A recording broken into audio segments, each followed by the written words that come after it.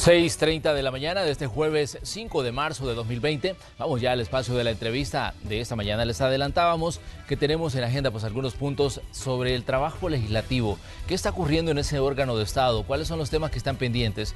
Los puntos principales que continúan llamando la atención a nivel de opinión pública son el proceso de desafuero o el análisis del posible desafuero del diputado Norman Quijano, la petición del gobierno de $109 millones para financiar el Plan Control Territorial y también otras situaciones como por ejemplo la investigación de los hechos que ocurrieron el pasado 9 de febrero. Hoy además vamos a conocer y vamos a indagar un poco sobre lo que está ocurriendo en el Partido Arena, ya que tenemos como invitada a una legisladora de ese instituto político. Y precisamente esta mañana le damos la bienvenida a este espacio a Milena Mayorga, diputada por Arena. Milena, un gusto recibirla, qué bueno que puede visitarnos. No, el gusto es mío, gracias por invitarme y que arranquemos este día acá en Canal 12. Un saludo a toda la audiencia, estamos a la orden. Milena, me gustaría que indagáramos un poco sobre cómo está la situación de Arena tras la salida de Gustavo López y la llegada de Eric Salguero a la presidencia del instituto político. ¿Cómo ve usted las cosas? ¿Ha cambiado, ha variado la situación, considerando de que, Gustavo López salió en medio de una situación en la que había convulsión al interior del partido? Sí, yo creo que el tiempo siempre me da la razón. Y estamos viendo cómo voluntariamente al final se tuvo que apartar Gustavo López Davison. Desde un principio yo mencioné que él no era quizás la persona más idónea porque se veía que era un dedazo. Ya durante la campaña interna, el doctor Mansur fue también una propuesta que había, que yo considero que él sí tenía ese chip de la renovación. Sinceramente, Arena perdió muchísimo, no apostando por el doctor Mansur, pero sí poniendo toda la estructura a la orden de Gustavo López Davison. El tema de la venta de armas, tráfico de armas, era un tema viejo. Y en esa ocasión yo sugerí que para cada una de las candidaturas internas era necesario pedir una solvencia a la Fiscalía General de la República, sobre todo cuando vas a dirigir un instituto político. Y sin duda les pasó factura. Y es que las denuncias que hizo el ministro de Defensa son muy puntuales en cuanto a la estafa, entre otras, que creo que lo que hace es dañar más la institución, que está queriendo recomponerse frente a los nuevos retos de la política en El Salvador. Y vimos a un presidente de la oposición que lo que hizo fue en el primer mes pelearse prácticamente con el presidente de la República. Sabemos que personalidades como Hugo Barrera también manifestó en diferentes ocasiones que lo más sensato es que él se apartara, que solventara en los tribunales su problema de las denuncias y de las demandas en su contra y luego retomara su quehacer como líder del COENA. Al final, tomó la decisión 7 meses después de apartarse, pero sí creo que hizo que la fricción entre el Partido Arena y el gobierno central se profundizara aún más.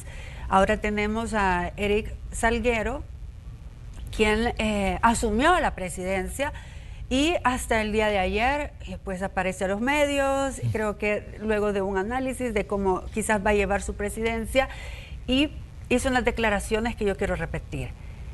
La libertad de disentir, Manuel, fue lo que él mencionó el día de ayer en una entrevista. Exactamente. Tiene que existir la libertad de disentir.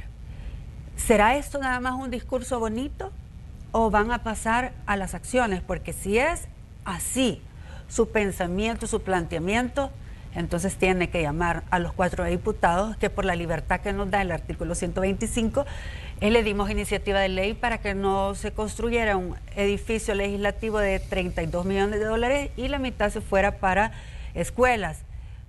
Ciertas declaraciones que dimos también que se sintieron ofendidos. Y al final tengo un año, Manuel. Este mes se cumple ya un año de estar separada de la fracción, prácticamente expulsada de hecho.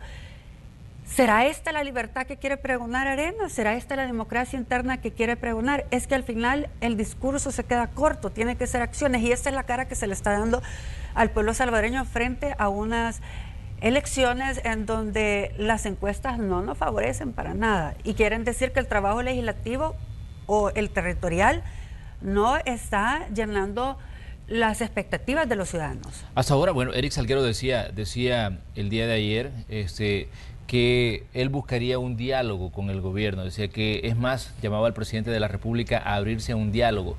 Pero ¿existen esos espacios para que ese diálogo sea fructífero al interior de Arena? Milena, usted, bueno, usted que conoce las interioridades en la fracción y en el partido, ¿considera usted que hay espacios y que, digamos, los diferentes sectores que conforman Arena están abiertos a que se dé ese diálogo luego, pues, de los choques que hemos visto con el Ejecutivo?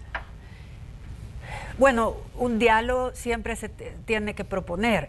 Al final yo considero que deberíamos de empezar en casa, limpiar la casa, ordenar la casa, permitir que sinceramente se logre un trabajo de forma independiente, porque yo veo frustración en muchos colegas diputados, incluso para votaciones importantes que no están de acuerdo.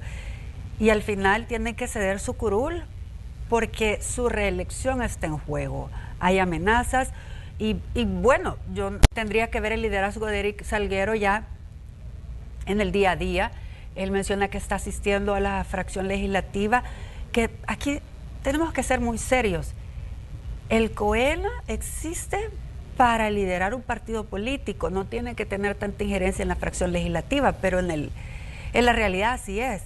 Y esto es lo que te quita la independencia que un diputado tiene que tener. Si bien hay que trabajar en equipo y hay una estrategia de equipo, en tu misma libertad, en tu misma independencia que te da el artículo 125, tú puedes opinar, tú puedes al final proponer proyectos de ley, reformas, entre otros, por esa independencia que te da la Constitución, que no te amarra a un partido político. Pero en el día a día y el reglamento interior de la Asamblea Legislativa te habla totalmente lo contrario.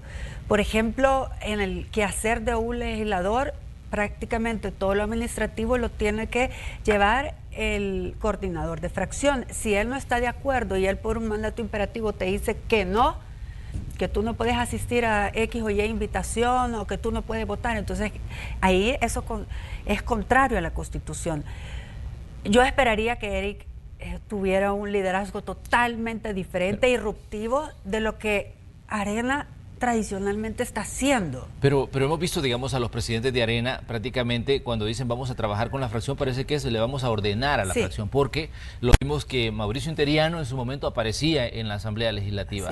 Gustavo López también dijo, pues estoy trabajando con los diputados, me imagino que en algún momento estuvo en la Asamblea también en las reuniones de la fracción.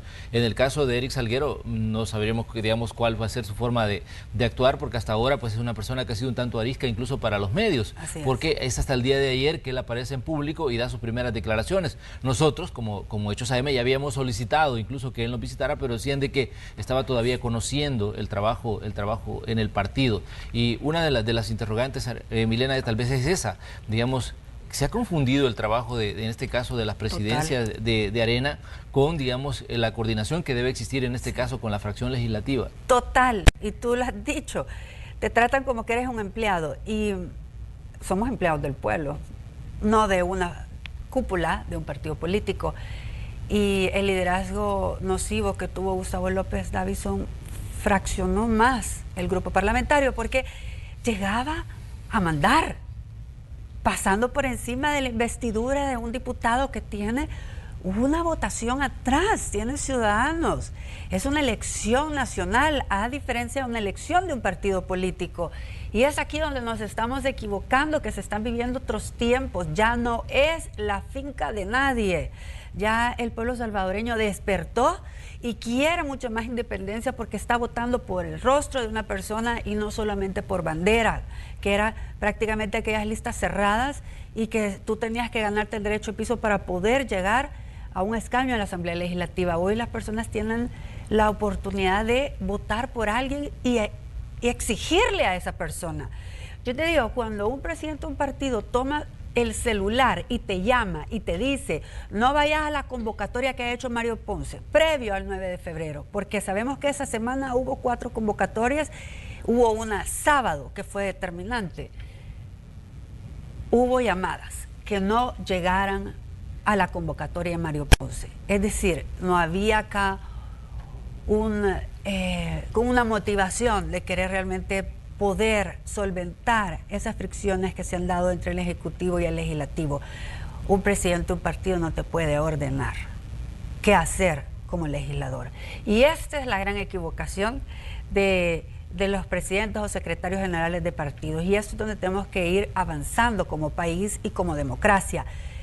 Hay nuevos matices ya dentro del espectro democrático, son las candidaturas no partidarias, nuevos partidos políticos, ahora el voto por rostro, se quiere también normar el voto en el exterior para alcaldes y diputados, que ha sido también una piedra de tropiezo para el derecho que tienen todos los salvadoreños de la diáspora.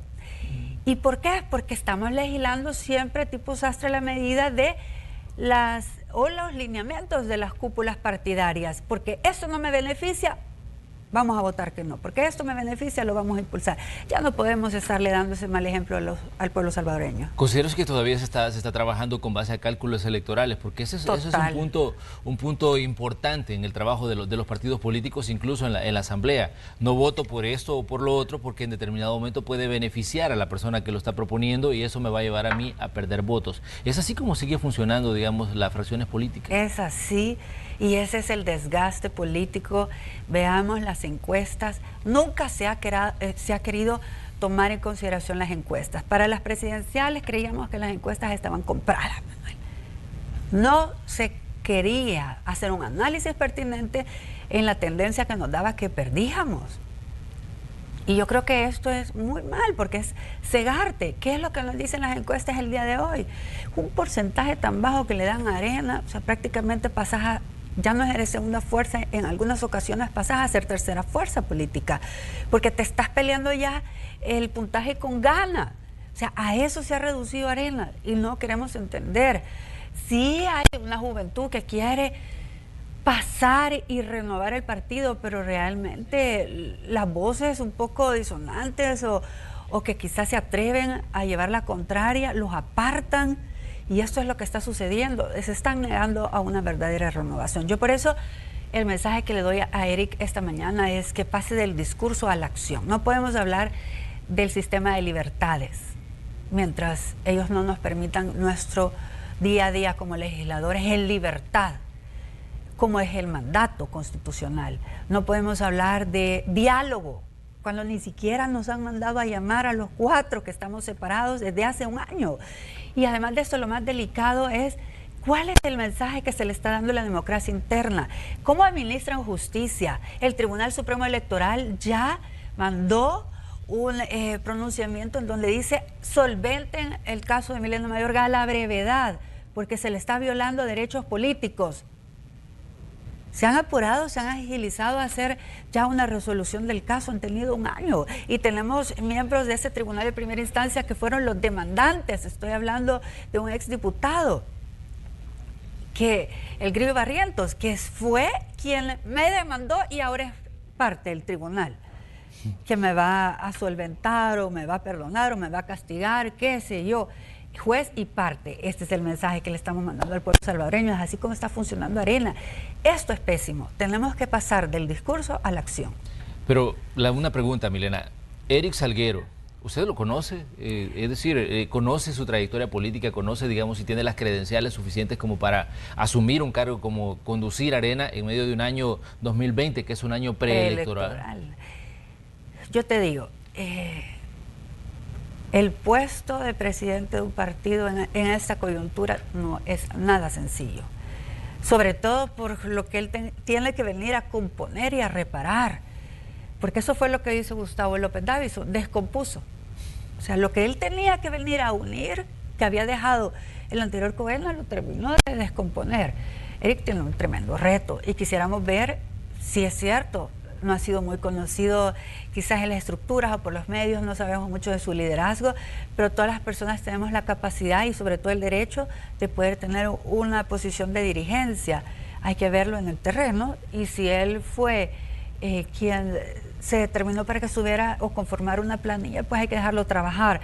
Pero yo lo que yo veo acá es pasar del discurso a la acción y que por favor no se inmiscuya en el tema del trabajo legislativo. Cuando tú ves presidentes que te están llamando para decirte qué hacer, no hacer, votar como no votar, no. La cosa, Manuel, es que tú me digas, mira, esto no es tan conveniente. Pero yo te digo, pero yo sí creo que se debería de hacer. Al final tenemos que pensar en cuál es el resultado que le vamos a dar a la población o el beneficio que tiene el partido político. Esa libertad es con la que tienen que dejarte desenvolverte. La última votación de la ley de reconciliación, vimos siempre la maniobra macabra de los suplentes. En mi caso, yo estaba ahí, yo voté que no por esa ley y mi suplente, que tenía llamamiento de esa noche, votó que sí.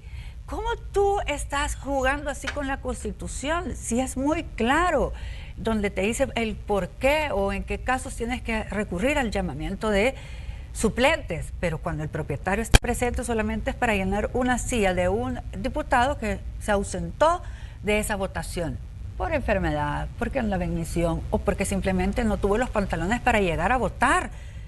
Porque cada votación, y sobre todo votaciones tan importantes como esta, te pasan factura. O estás del lado de las víctimas o estás blindando asesinos. De lado y lado, y de bando y bando. O somos parejos para también administrar justicia a las víctimas. No hay víctimas que valgan más que otras. Víctima es víctima. Y si tú fuiste parte de los horrores de la guerra, también tendrás que pagar. Y no es porque hacer una separación. Y eso es lo que pasa con esa ley, que te hablaba de criminal de guerra y criminal de lesa humanidad. Y desde ahí te hacía una diferencia. Y entonces aquí habían diferentes víctimas y así era diferente la aplicación de la justicia. Desde ahí ya no hay una igualdad. Y este montón de vacíos que podíamos encontrar en esta ley, sí fue una ley que nos costó sacar adelante, tanto así que está vetada. Creo que no tenemos los votos para superar el veto.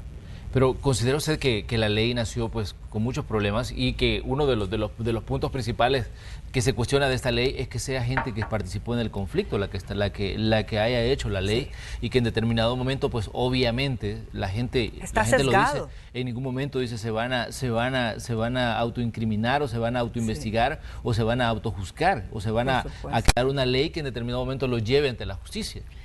Está sesgado porque tú vas a estar parcializado. Y esto es lo que está sucediendo cuando se conforman esas comisiones especiales fue el caso de esta ley. Los que vivieron en su momento tienen una apreciación a nuestra generación. Yo sí recuerdo, pues era un adolescente en los últimos años de guerra, pero la mayoría de la población votante ahora son jóvenes, millennials. Ellos no quieren saber de guerra, ellos quieren saber de que se va a velar por los derechos de todos los salvadoreños. Y por eso es que te digo, esta comisión también de antejuicio del doctor Norman Quijano, donde están sus cheros ahí acuerpándolo, o sea, al final, ¿cuál va a ser el resultado? Cuando hay ciertas propuestas de personas, incluso como Guillermo Gallegos como fiscal, o en mi caso que me propusieron como presidente de esa comisión, que saben que podemos tener las agallas de hacer bien el trabajo que se debe de hacer, sin tener quizás algún lazo de amistad que te está impidiendo ver bien el panorama. Yo estoy hablando específicamente de Rodrigo Ávila, que sabemos que han sido 4 amigos dentro de Arena, y el doctor Quijano y Rodrigo Ávila son 2 de estos amigos de los famosos 4 gatos. 4 gatis, les dicen, porque se reunían en un restaurante que se llamaba 4 gatis, que han sido muy amigos, muy unidos en el trabajo dentro del partido. Como tú vas a ser realmente como imparcial, no puedes. Y esto es como se trabajan esas famosas comisiones, a las cuales yo también les he llamado circomisiones, que nos tienen totalmente distraídos del trabajo de la Asamblea Legislativa. Esta semana no se logró conformar el trabajo para la Comisión Ad Hoc de Pensiones. No hubo comisión, se suspendió. ¿Es el tema de pensiones menos importante que estos temas de investigación del 9 de febrero, entre otros? El tema de pensiones va a ser determinante para las próximas elecciones, porque se va a ver si se quiere reparar esa mala y pésima plana. Estamos jugando con los últimos años de calidad de vida de una persona, de un ciudadano, y es urgente entrar ya de lleno a las reformas, pero no se conforma porque no hay quórum, porque se suspende, etcétera. El llamado es que no nos desenfoquemos en la Asamblea Legislativa del verdadero trabajo, que es legislar por los temas de interés de nación. El de transporte es otro tema, Manuel. Sí. Que el dictamen que ya era favorable para condicionar el tema del transporte público se volvió a regresar a la Comisión de Hacienda, ahora ese expediente ha pasado a la Comisión de Obras Públicas. ¿Qué va a pasar en la Comisión de Obras Públicas? Nada, no va a pasar nada, como no ha pasado nada en los últimos años, porque ahí están los diputados corporativos que defienden el sector de transporte. Y es lamentable. Vemos una niña atropellada. Vemos motoristas que se bajan de las unidades a golpearse. Vemos atropellos todos los días, cómo violan la ley, y en este país no pasa nada. Para eso no hay tiempo o no hay prioridades. La Asamblea está desenfocada. Y ese es un llamado también para quien lo está liderando, que es el diputado Mario Ponce. Yo me senté a hablar con él y le dije, ahí está la propuesta de la Comisión de Transparencia y Anticorrupción. Tenemos que actualizar la legislatura, la normativa, hagamos un convenio con las ICIAS, pero no tengo los votos, me dijo, de la Junta Directiva. Hay una negatividad para darle nuevos bríos a la Asamblea Legislativa, pero sí tienen los votos para hacer circunmisiones, porque ahí es donde vemos que los partidos tradicionales se están uniendo para hacer de la Asamblea Legislativa el instrumento de oposición, cuando la oposición se hace desde los partidos políticos. Milena, usted en determinado momento dijo de que había pues una intención de blindaje de Norman Quijano, y él pues ayer publicaba en redes sociales que iba, digamos, camino a probar su inocencia, decía, con la reunión que tuvo lugar ayer en la Asamblea respecto a la Comisión de Desafuero. ¿Qué piensa usted de todo esto que está pasando? ¿Considera que, digamos, carece de credibilidad el trabajo de la comisión que está estudiando el caso de Norman Quijano? Él, por supuesto que él tiene el derecho a defenderse, de probar su inocencia, pero eso va a ser en un juzgado. Nosotros no lo vamos a juzgar. Solamente era para determinar si habían indicios suficientes para desaforarlo. Pero al parecer ahí hay un acuerdo. Escucha el abogado, defensor, que no va a pasar de ahí.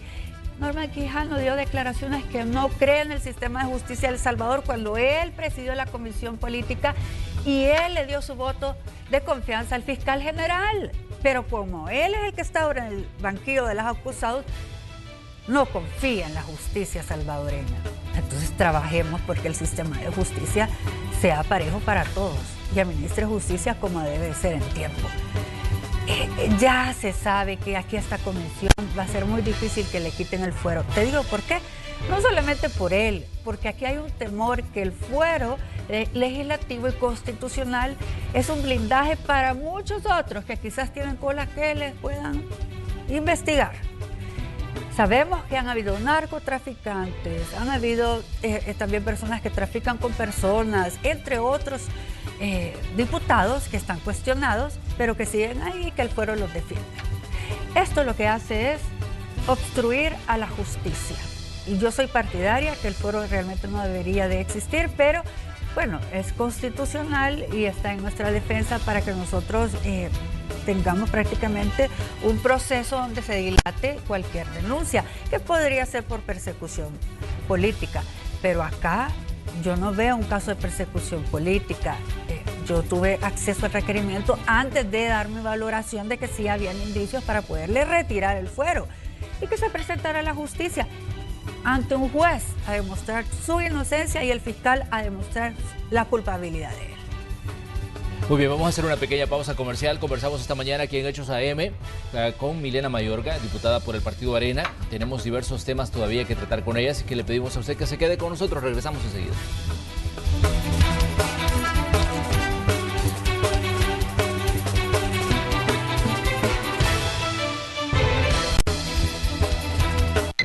Así se sienten 12 horas de alivio con Alip. ¿Dolor de cuerpo? Aliviano con Alip. Bayer. Rosa Negra. Quiero que hagas algo. Claro, señor. Sigo sus órdenes. ¿Quién? Ve, brujo. Lo siento, preciosa. Estaba ocupado. Bien, descuida. Puedo verte mañana después de la escuela. Eres un tonto. Sí, este tonto te extraña. ¿Qué hay de la gente que lastimaste, Kendall, Las mujeres aman a los hombres, las mujeres quieren a los hombres. Sé un hombre y apóyala.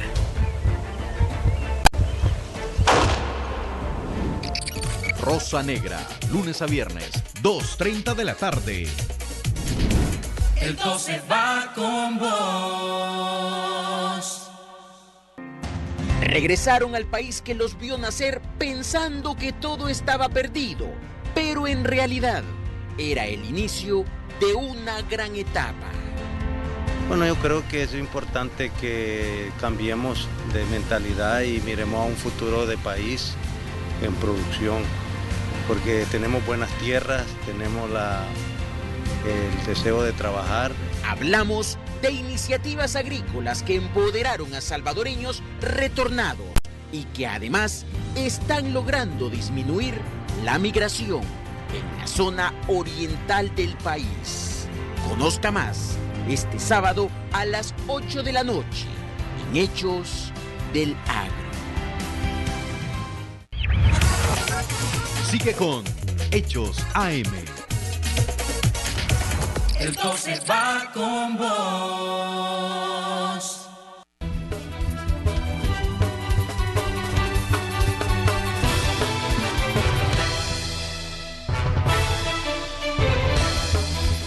Son las 6 de la mañana con 54 minutos. En el espacio de la entrevista de Hechos AM conversamos con Milena Mayorga, diputada por el partido Arena, y estamos hablando de diferentes temas que tienen que ver con los procesos internos que está viviendo su partido y también sobre las situaciones que están ocurriendo en la Asamblea Legislativa. Hay muchos temas que llaman la atención de la opinión pública en un órgano de Estado que anda muy bajo de credibilidad, y eso no lo decimos nosotros, lo dicen los diferentes sondeos de opinión, que la Asamblea Legislativa está entre los órganos que gozan de menos simpatía entre los ciudadanos. Pero hablemos directamente de Arena, Milena.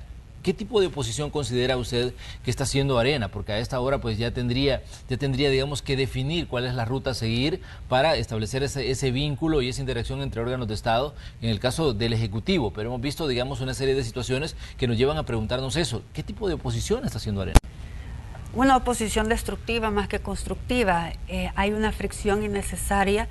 No es así como vamos a ganar credibilidad y réditos políticos. Si bien hay cierta defensa de los principios que tiene que hacer el partido Arena, pero estamos nosotros distrayéndonos en interpelaciones. Yo creo que ahora hasta se va a interpelar al presidente de la República, pero es porque ya no existe el famoso maletín negro dentro de la Asamblea Legislativa que te daba gobernabilidad. Y dentro de Arena también se conocen en los gobiernos de Arena, luego los del Frente, que existió el hombre del maletín negro, que rondeaba ahí los pasillos de la Asamblea Legislativa y hoy no existe. Y entonces es por eso que estamos viendo cómo hay un enfrentamiento en vez de trabajar de forma coordinada. Yo te digo, se convocaban a los ministros y llegaban a la Asamblea Legislativa, y yo doy fe del maltrato que se les dio a ellos en las comisiones. Al final llegaron a resistirse a asistir a las convocatorias que se les hacían en las comisiones, porque prácticamente desde ahí es que se quería hacer oposición. Y eso nos llevó a un paso más grande, que fue a tener que durante muchos años no se hizo, interpelar a 2 funcionarios de gobierno. ¿Estábamos preparados para eso? No, no estábamos preparados para eso. ¿Cuál fue el papelón de la Asamblea Legislativa? Fue terrible. ¿Cuál fue el resultado de eso? Ninguno. Si al final solamente era para investigar y hacer quedar mal a los funcionarios públicos que dijeran si se podía o no se podía tomar agua, entre otros, pero ¿solventó eso el problema de las pavas?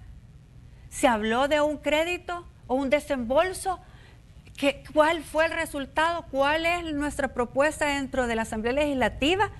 ¿Una ley general de aguas? ¿Estamos avanzando en el tema? No. Si la semana siguiente de esas interpelaciones ni siquiera hubo quórum para trabajar por la ley general de aguas. Entonces, este es el resultado que estamos dando nosotros frente a la población. Y tú lo dijiste muy bien. Una de las encuestas de la UCA pone a la Asamblea Legislativa en penúltimo lugar de las instituciones que se evalúan en El Salvador. Nos estamos peleando con los partidos políticos. Ya la gente no cree en la clase política. Y de los mejores evaluados está el presidente, o sea, es decir, la presidencia de la República, y están las Fuerzas Armadas. Y ahora estamos nosotros encaminados en una estrategia de desmeritar a la gloriosa Fuerza Armada, de desprestigiarla, y eso nos está desenfocando. Yo lo que veo peligroso es que no estamos realmente trabajando por aquellos temas que a la población le interesa. Y lo vuelvo a mencionar: el agua, la seguridad, el transporte público, las pensiones. Yo creo que por aquí es donde nosotros tenemos que trabajar este año en temas de materia de transparencia y anticorrupción, porque ¿por qué es que está tan desprestigiada la clase política? Porque vemos políticos que tienen tremendos intereses, por ejemplo, en el sector de transporte, alquilan terrenos para que los transportistas pues operen ahí, o también tienen mucho que ver, prestan nombres, pero tienen empresas de transporte. Y por supuesto que vas a estar blindando siempre al sector. El tema de agua es otro. Siempre hay intereses mezquinos de por medio. Y la población ya no es ciega. Estos aparatos electrónicos nos han dado acceso a la información. Y la información es poder. Ya no se puede manipular la información en los medios de comunicación. Hay múltiples plataformas y hoy más que nunca la gente está informada del quehacer. Y sabemos que hay personajes nefastos dentro de la fracción de Arena y dentro de la Asamblea Legislativa que ya no deben de seguir, están enquistados. Y ellos lo que hacen es ensuciar la Asamblea Legislativa. Y el nuevo que llega o se une a la corriente o te lleva el río, que es lo que me está pasando a mí. Sí. Que prácticamente la corriente me está llevando y por no seguir esos lineamientos de trabajo, porque no estoy de acuerdo en cómo se ha estado haciendo política dentro del Partido Arena y dentro de la fracción y dentro de la Asamblea Legislativa. Pero Milena, ¿cuál es, digamos, su situación en sí dentro de la vida política del país y dentro de la vida de Arena? Porque una de las interrogantes es, estamos en un año preelectoral. ¿Usted buscaría postularse una vez más como diputada por Arena? Pues mira, estamos frente a una situación donde no me van a expulsar, o sea, no les caigo bien, no me tragan, me tienen separada desde hace un año de la fracción con una medida cautelar inexistente, violatoria a los derechos que tengo como diputada. No me quieren sacar, tampoco me quieren recibir. Entonces me tienen un limbo jurídico, es decir, no me han administrado justicia en tiempo. Cualquier político, Manuel, va a desear continuar su agenda de trabajo. Cualquier político. Imagínate, estamos en el mes donde se conmemora a la mujer. Hace un año yo propuse un tema de violencia política, porque yo he sufrido violencia política y en la historia de la Asamblea Legislativa creo que ninguna mujer había sufrido tanta violencia política como lo he sufrido yo. Desde hace un año que hice esta propuesta de reforma, no solamente a la LEIV, que es nuestra ley especial para una vida libre de violencia, sino también para que los partidos políticos tengan unidad de género, para que eviten que nos maltraten a las mujeres en política. Las mujeres no llegan ni siquiera al 20% de participación, no se animan. ¿Y tú crees que más mujeres se van a querer animar cuando ven cómo nos maltratan a las mujeres? Hay un tremendo machismo todavía dentro de sobre todo la Asamblea Legislativa, que es donde yo trabajo. Por supuesto que vamos a querer pelear una reelección. Tengo abogados. El día que yo llegué a defenderme no esperaban que yo llegara con abogados al citatorio que me hizo el Tribunal de Primera Instancia. Si me están violando mis derechos, ¿cómo no voy a llegar con defensores pidiendo que sea el debido proceso?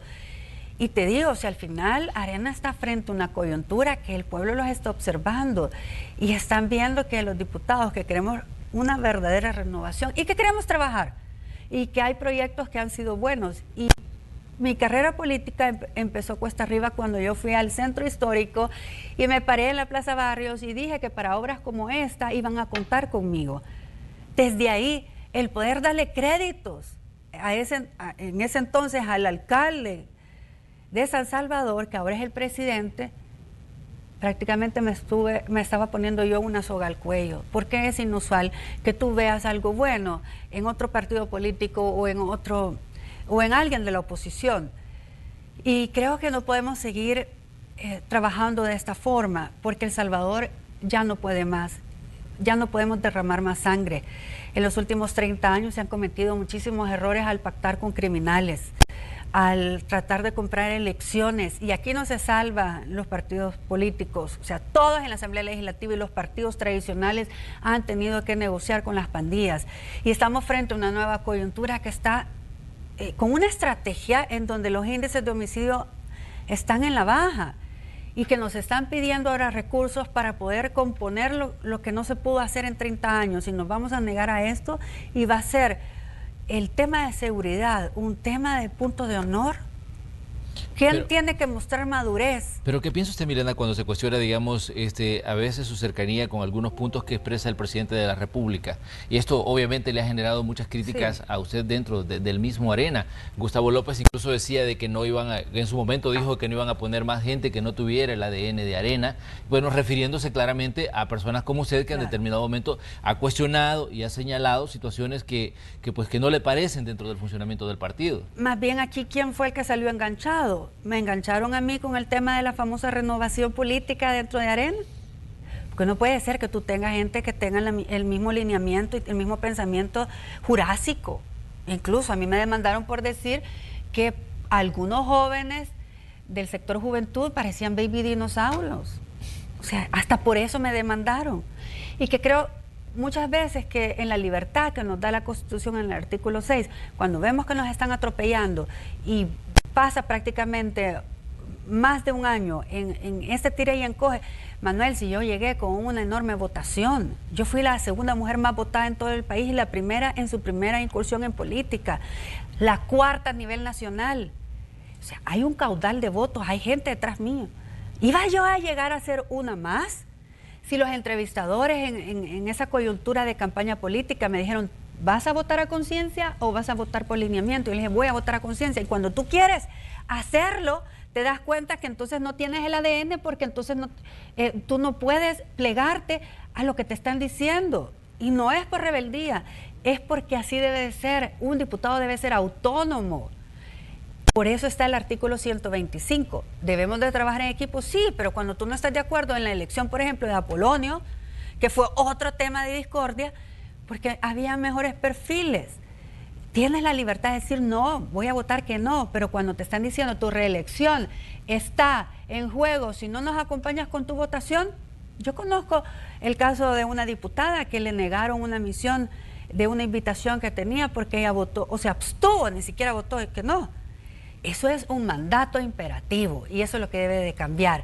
Y si el hecho de que yo he destapado o he señalado lo malo que se hace o los actos corruptos dentro de la Asamblea Legislativa y la fracción, quiere decir que no me voy a poder reelegir, pues estoy dispuesta a pagar el precio. Pero nadie va a jugar con mi nombre y con la credibilidad de mi familia. Al final yo creo que es mejor hacer un buen trabajo, Manuel, y si el sistema, porque es un candado corrupto que también se tiene, porque tiene una razón de ser, y fueron los movimientos que se hicieron dentro de la Asamblea Legislativa desde el Pacto San Andrés, desde el último fue el de Gana, la conformación de Gana, para poder generar gobernabilidad, y era una gobernabilidad que se conocía que era comprada. Eso ya no existe en la Asamblea Legislativa. Y si esto me está pasando factura porque no puedo renunciar al partido político e irme como independiente, o como dice mucha gente, váyase a otro partido político. La reelección mía está en juego también porque ellos están manipulando mi caso dentro de Arena. Y muchas personas dicen, o sea, es que realmente se alargó, es que realmente se desgastó, es como un divorcio que se va desgastando, pero al final nunca firmas porque hay puntos de honor en donde nadie quiere perder. Y creo que aquí el gran perdedor es Arena, porque la población está viéndonos. Y a mí me han cuestionado que no tengo el ADN, y gracias a Dios que no tengo el ADN que mencionaba Gustavo López Davison. Pero tengo otros colegas que sí trabajaron mucho en las estructuras de Arena y que también están en la misma situación y que nos han encajado y nos han separado violando nuestros derechos. Así que yo te digo, o sea, ahorita mi posición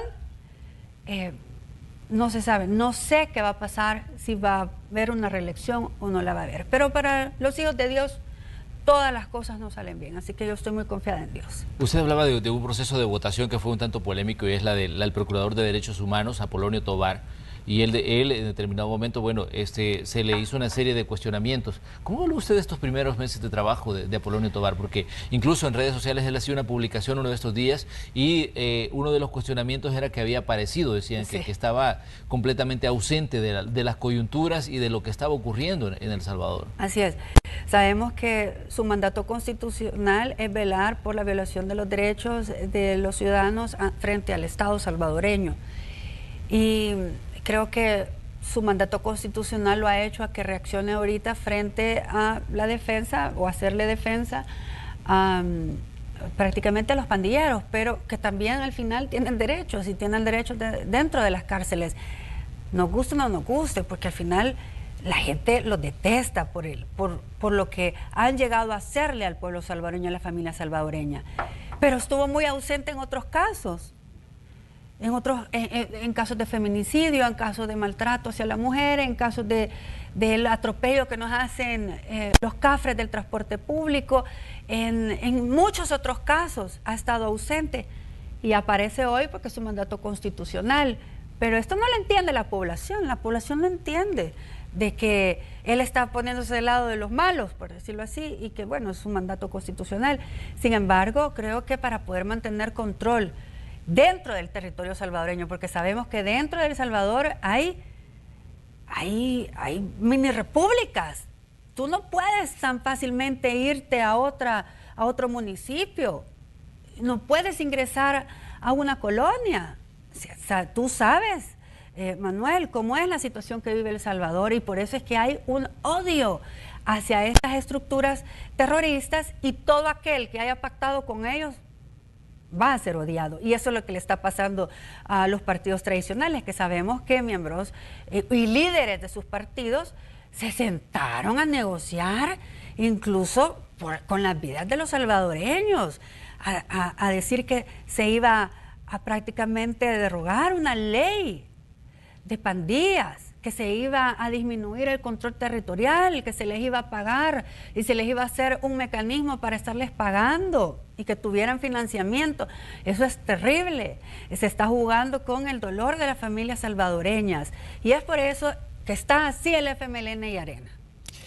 Falta de credibilidad. Sigue, digamos, vigente el estudio y el debate sobre los 109 millones que pidió el presidente de la República para modernizar, según el Plan Control Territorial, a la Policía Nacional Civil y a la Fuerza Armada. Hay convocada plenaria para este día, según tenemos entendido. Sí, a las 9 de la mañana. ¿Existe posibilidad de que se vote o se dé el aval al gobierno para que negocie ese crédito, considerando de que incluso se llamó a la gente del Banco Centroamericano de Integración Económica, que se les dejó esperando en un momento en una de las comisiones, luego llegaron nuevamente a dar las explicaciones? ¿Existe la posibilidad de que por lo menos se dé ese aval, considerando que ese solo es el punto de partida para ese crédito, porque este tendría que ir a negociación y entre el gobierno y el organismo financiero, y luego regresar para ratificación en el caso de la Asamblea? Mira, yo te digo, el tema de los créditos es bien complicado. Yo voté, por ejemplo, por el crédito del Rosales, y ahí está. ¿Cuánto ha avanzado el Hospital Rosales? No sé, sería bueno hacer una investigación periodística. Ya llevamos 1 año y medio de que se votó ese crédito. ¿Cuánto ha avanzado?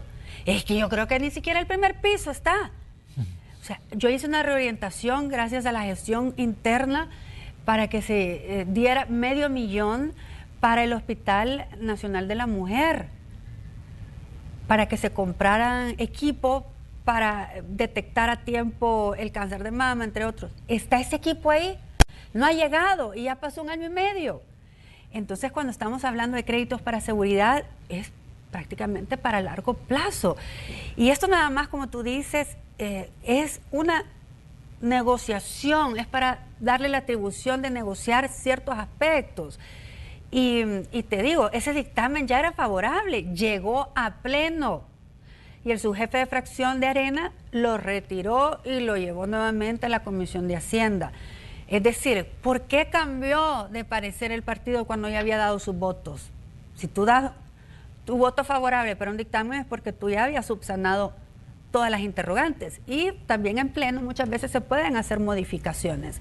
Se pudo haber en ese momento llamado a la Comisión de Hacienda y haber dicho, miren, en la fracción hemos hecho hay algunos cuestionamientos que queremos en este momento que se tomen en consideración, y hubiera regresado eso. O sea, al final ha sido el punto de discordia, y cuando estamos hablando de la materia de seguridad en El Salvador, no podemos jugar con la seguridad de los ciudadanos.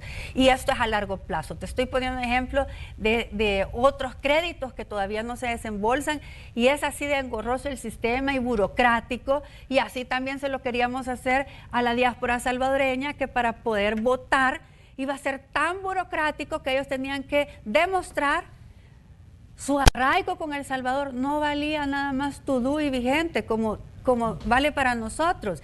Si ahora se está acercando el voto domiciliar a los salvadoreños para que podamos acudir a las urnas. ¿Y qué pasaba con la diáspora? Se les estaba haciendo un sistema sumamente, un voto burocrático para evitar que votaran. Entonces, la burocracia en el aparato de gobierno es lo que nos hace daño, pero es así. Y esto es lo que nosotros tenemos que ir avanzando. Y en el tema del crédito, no va a ser de la noche a la mañana la compra de todo lo que se necesita para seguridad y, por supuesto, para la prevención. Ahora está en discordia el famoso buque, está en discordia muchos otros elementos que se necesitan y tecnología que se necesita para hacerle frente, si es que es un ejército el que se tiene. Es un ejército de pandilleros el que se tiene en el territorio. Estamos frente a ¿cuánto? Más de 50,000 elementos que ellos tienen ya captados. ¿Cuántos jóvenes cada día están cayendo en manos de esas estructuras? Nosotros tenemos que hacer prevención y tenemos también, por supuesto, que perseguir el delito. Y esto es con las herramientas actuales, modernas, y el asesoramiento que podamos tener de otros países. El crédito es necesario negociarlo, y aún así que lo negociemos y aún que venga ratificado en el mundo de la, digamos, ideal, no lo vamos a ver a tan corto plazo, Manuela. Entonces no podemos ir delatando un tema que es tan importante para la nación. Milena, me gustaría que cerráramos con un tema, y es el de lo que pasó el 9 de febrero. Se ha creado una comisión para investigar esos hechos y algunos analistas dicen, mire, sí es necesario que haya una investigación porque es una situación que fue condenada incluso a nivel internacional y que generó, digamos, alerta en la comunidad internacional que ha estado interesada en los procesos que vive El Salvador, pero también se ha dicho que hay un interés de los partidos políticos por alargar el tema, considerando que este es un año preelectoral. ¿Usted cómo ve la situación, digamos? ¿Qué puede concluir la Asamblea Legislativa y qué tanto, digamos, puede influir en determinado momento lo que se llegue a investigar en esta comisión de los hechos del 9 de febrero? Bien, yo te digo, y volvemos al tema de seguridad.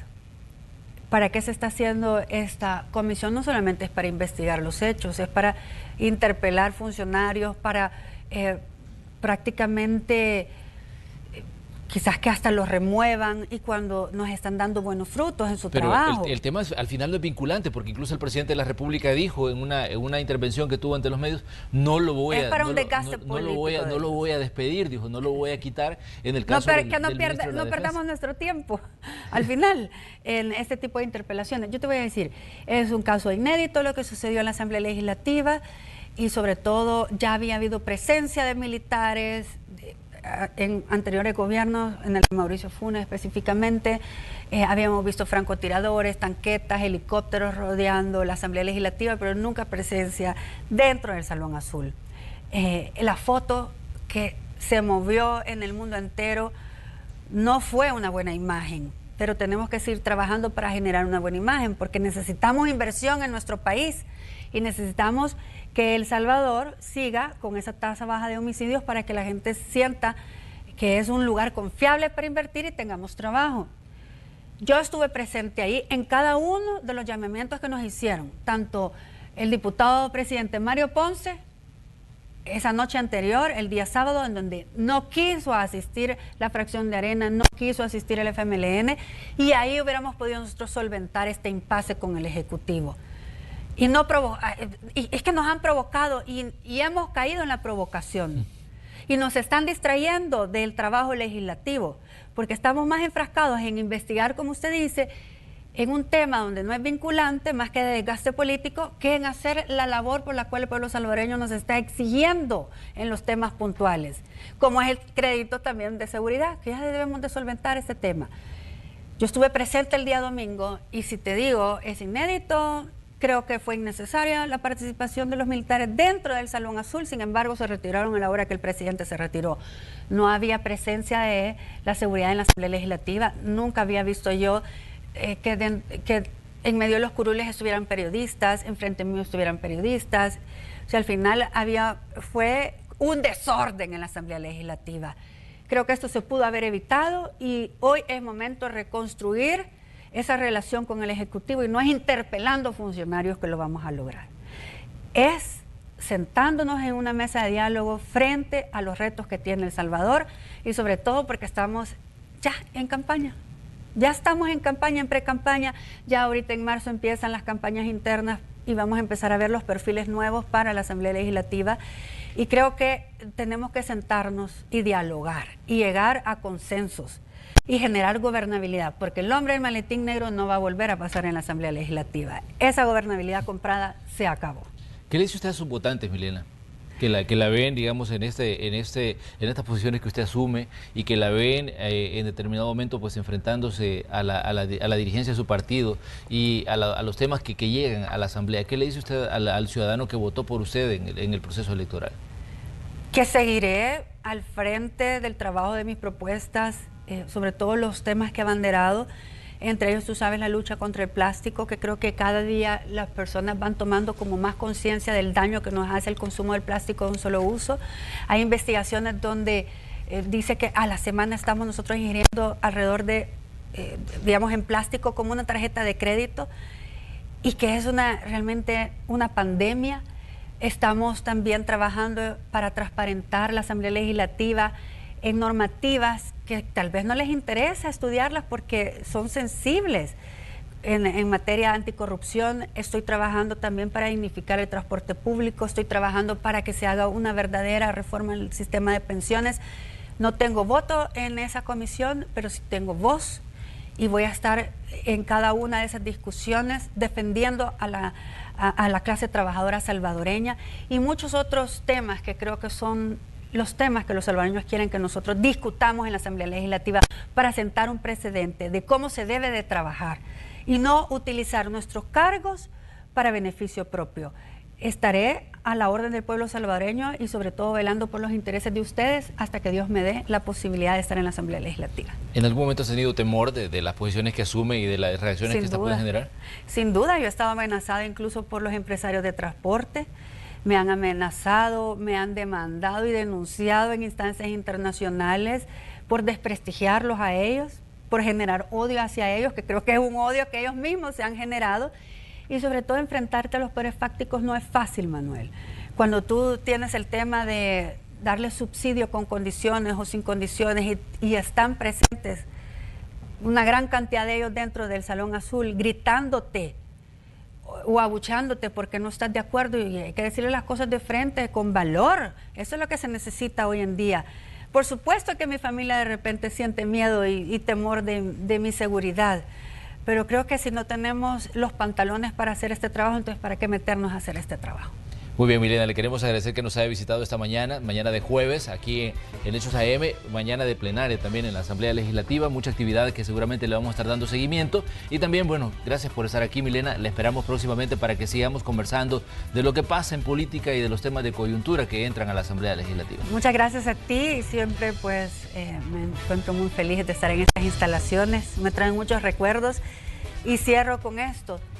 Si yo me quedo callada, ellos van a ganar y es por eso que muchas veces es necesario hablar y poner el dedo sobre la llaga en los temas que hay que discutir en esta nación. Muchas bendiciones. Nos vamos nosotros a una pausa comercial. Cuando regresemos vamos a tener datos del tráfico en esta mañana de jueves. Además le vamos a actualizar sobre temas como por ejemplo qué está pasando con el coronavirus a nivel mundial. Le vamos a traer los últimos datos, así que continúe informándose con Noticiero Hechos AM.